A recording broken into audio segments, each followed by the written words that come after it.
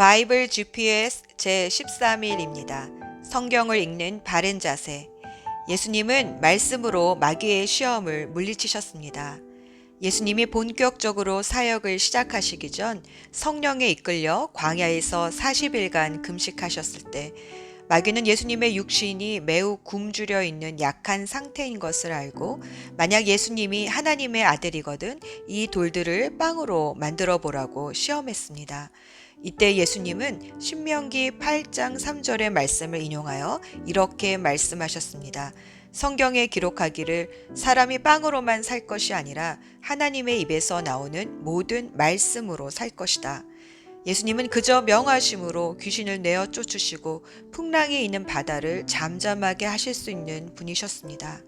그러나 마귀가 시험할 때에는 모든 성경의 말씀을 인용하심으로 마귀의 시험을 이기셨습니다. 왜 그러셨을까요?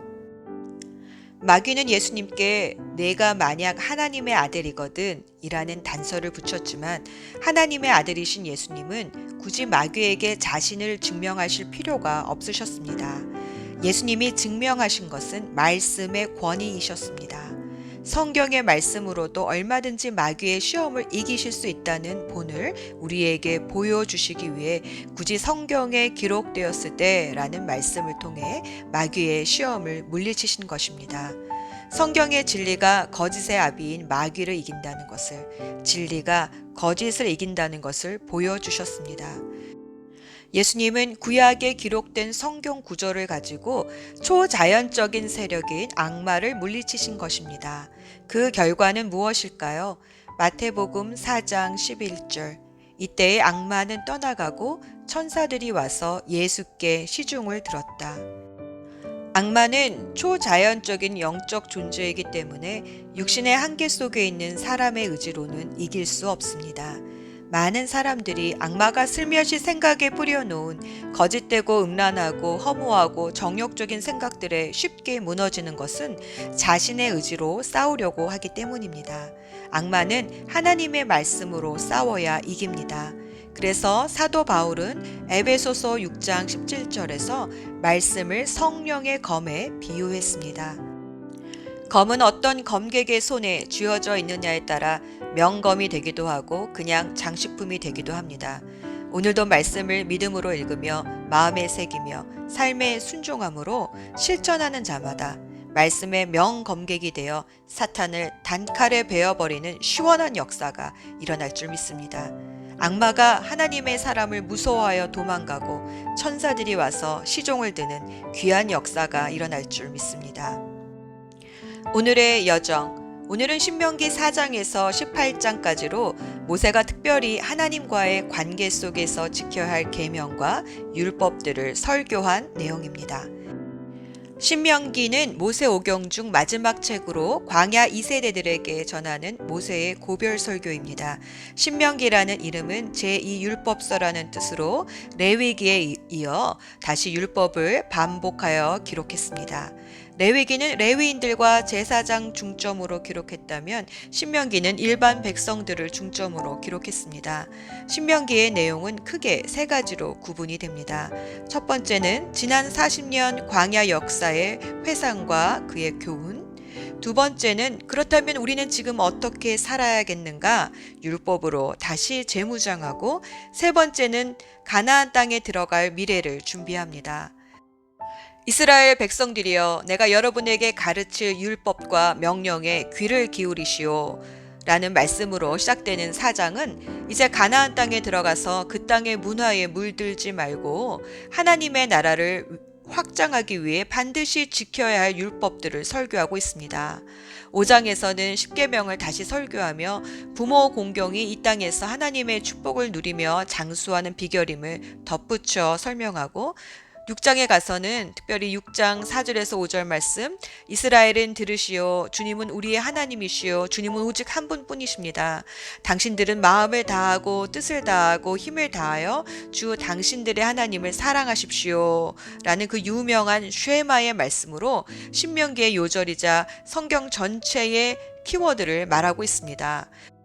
들어라는 말은 히브리어로 쉐마인데 이는 단순히 귀로 들으라는 것이 아니라 늘 들리게 해야 한다는 뜻입니다. 즉 모든 삶의 영역에서 이 쉐마의 말씀을 기준으로 삼고 자녀들에게 가르쳐 전수해야 한다는 의미가 담겨 있습니다. 6장이 하나님을 전심으로 사랑하라 라면 7장은 죄를 철저히 미워하라 입니다. 그리고 8장은 주의하여 기억하라 라는 내용입니다. 약속의 땅에서 편안한 삶을 살 때 광야의 삶을 잊지 말고 복된 삶을 주시는 분이 하나님이심을 기억하라고 당부합니다.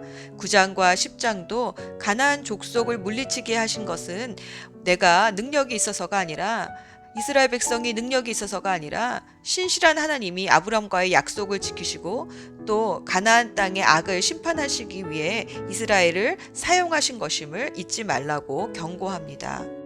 11장에서 광야 2세대의 사명은 가나안 정복 외에도 이 하나님의 말씀을 자녀들에게 잘 전수하라는 내용이 나옵니다. 선택은 우리에게 달려 있습니다. 순종하면 복이지만 불순종하면 저주를 받습니다.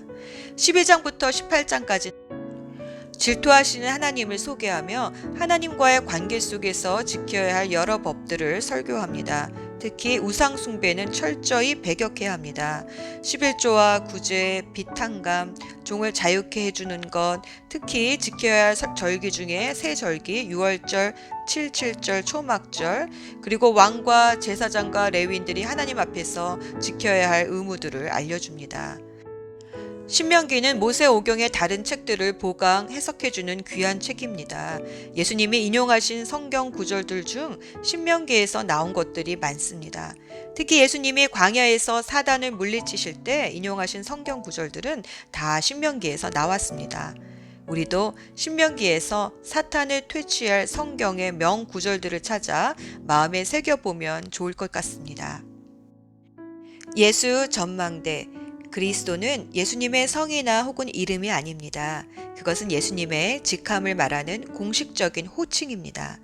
헬라어로는 그리스도, 히브리어로는 메시아로 불리는 이 직함은 기름 부음을 받은 자라는 뜻입니다. 구약 성경에는 기름 부음을 받은 직분이 세 가지가 나오는데 왕, 제사장, 그리고 선지자, 다른 말로는 예언자입니다.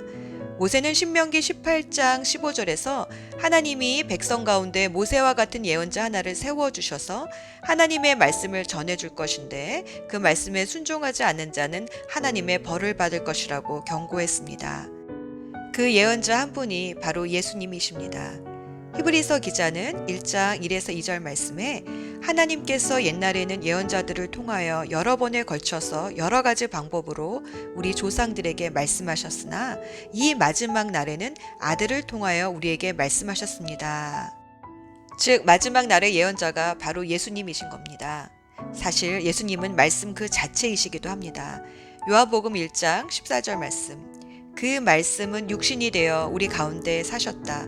우리는 그의 영광을 보았다. 그것은 아버지께서 주신 외아들의 영광이었다. 그는 은혜와 진리가 충만하였다. 이스라엘 백성이 처음 시내산에서 하나님의 음성을 들었을 때 그들은 너무 두려웠습니다. 우리도 마찬가지입니다. 하늘의 천둥 소리에도 깜짝 놀라는 사람이 어떻게 하나님의 소리를 감당할 수 있을까요? 그래서 하나님은 말씀이 육신되어 우리 가운데 거하시도록 예수 그리스도를 보내주셨습니다. 우리 눈높이에서 하나님을 볼 수 있도록 하나님의 말씀을 들을 수 있도록 해주셨습니다. 그분이 바로 예수님이십니다. 기도합시다. 늘 우리에게 말씀하시는 하나님, 오늘도 성경을 읽을 때에 성경의 말씀이 문자가 아니라 오늘 나와 함께 걸어가 주시는 주님의 음성으로 듣게 해주소서. 성경을 읽어가면서 내가 혼자가 아니구나, 주님이 말씀으로 나와 함께 해주시는구나를 경험하게 하옵소서. 그래서 성경 읽는 시간이 주님과 사귀는 시간이요, 또 주님께 내 인생을 상담하고 진단받는 시간이 되게 해주소서. 내 삶의 모든 문제들의 답이 되어 주시는 예수 그리스도 이름으로 기도합니다.